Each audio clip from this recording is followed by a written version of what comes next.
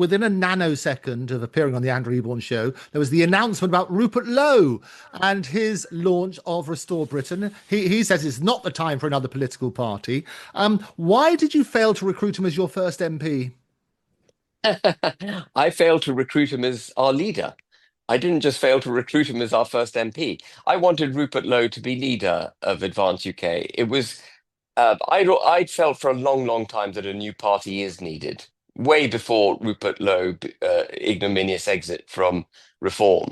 But when he was thrown out in the way that he was thrown out, I thought that created the opportunity for a new party because people could then see the real nature of Farage. And I spoke to Rupert straight away after he was thrown out, and I said, look, we should do a political party. To be fair to Rupert, I think probably my EQ wasn't performing very well because, as you might recall, Andrew, he was laboring under the threats of of police investigation and charges of bullying and so on. And I had assumed correctly, and I was certain at the time that I was correct, that all those charges were frivolous. And so I'd moved to the next stage in my own emotional thinking and said, come on, Rupert, we need to do a political party. But of course, he was stuck, I think, emotionally and intellectually fighting that battle. And he said, of course, yeah, we must do a political party. But it wasn't until May, when the police investigation was dropped, that I think he really thought about the implications, seriously thought about the implications of leading this party, which by now I'd got pretty well set up. And on reflection, he decided he wanted a movement rather than a party.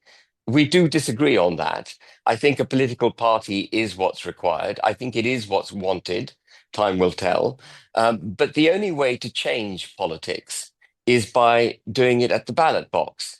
And movements, as powerful as they can be, there are no shortages of movements in the United Kingdom. We've got many movements doing many different things. What we want is a political force, and Advance UK offers that opportunity.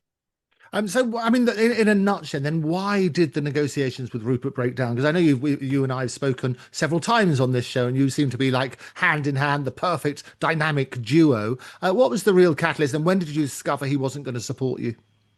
No, I think the first wake up call was about towards the end of May, when I spoke to him once, and he said, "Look, I think we should be doing a movement, not a party, and it should be cross-party."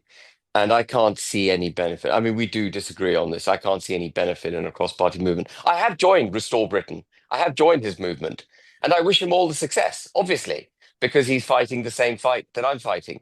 But I find it hard to see how he will deliver change with a movement that includes Conservatives, Labour, Liberal Democrats.